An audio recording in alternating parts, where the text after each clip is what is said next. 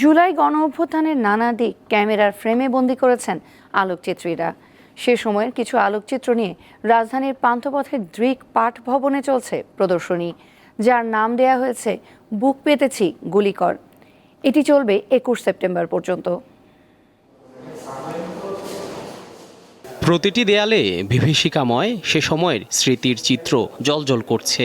ছাত্র জনতার আন্দোলনে পুলিশের নৃশংস হামলা, হত্যা, ধ্বংসযজ্ঞ কোনো কিছুই বাদ পড়েনি। ছবিগুলো যে কাউকে ফিরিয়ে নিয়ে যাবে জুলাইয়ের সেই উত্তাল সময়ে। ছবিতে ধরা দিয়েছে ছাত্র জনতার অভ্যুত্থানের নানা মুহূর্ত, যা পরিণত হয়েছে প্রতিবাদী আখ্যানে। আন্দোলনে যে লাখো ছাত্র জনতা ঘর থেকে মাঠে নেমে এসেছে, স্বৈরাচারের পতনে জীবন বাজি রেখেছেন, তাও ফুটে উঠেছে। নিরীহ মানুষের ওপর গুলি চালানোর মতো বর্বর পুলিশি অ্যাকশনের চিত্রও স্পষ্ট। এটা আসলে মনে হয় পরবর্তী জেনারেশন যারা আসছে তাদের কাছে এই ছবিগুলো আসলে অনেক কিছু ম্যাটার করে। খারাপ লাগতেছে এসে ফুটেজ, অনেক ছবি দেখার পরে আরো বেশি ইমোশনাল লাগতেছে। ছাত্র জনতার অভ্যুত্থানের শুরু থেকে শেষ পর্যন্ত নানা মুহূর্তের ছবি নিয়ে দৃকের 35তম প্রতিষ্ঠা বার্ষিকী উপলক্ষে বুক পেতেছি গুলিকর শীর্ষক আলোকচিত্র প্রদর্শনীর আয়োজন করা হয়েছে।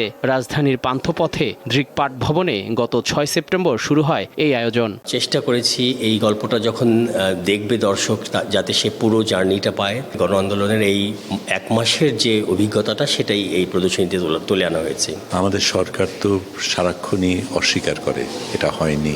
এই জিনিসগুলি, এই দলিলগুলি দেয়ালে থাকার কারণে তাদেরকে কিন্তু চোখে আঙুল দিয়ে বলা যায় আসলেই হয়েছিল। আলোকচিত্র প্রদর্শনীতে 41 জন আলোকচিত্রীর জুলাই গণ অভ্যুত্থানের 135টি আলোকচিত্র এবং 9টি ভিডিও স্ক্রিন গ্র্যাব প্রদর্শিত হচ্ছে। ভয়ানক সে সময়ে জীবনের ঝুঁকি নিয়ে ছবি তুলেছিলেন আলোকচিত্রীরা। যে ধরনের অভিজ্ঞতা হলো এবার, এই অভিজ্ঞতাটা আসলে আমার গত 10-12 বছরের কেরিয়ার এই ধরনের কোনো অভিজ্ঞতা হয়নি।